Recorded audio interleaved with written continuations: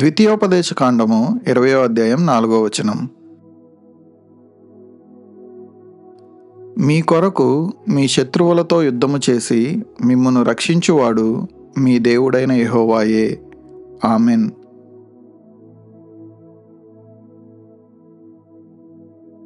Deuteronomy chapter 20 verse 4. The Lord your God goes with you to fight on your behalf against your enemies to give you victory. Amen. Send your prayer request to Susan Jessie TR@gmail.com.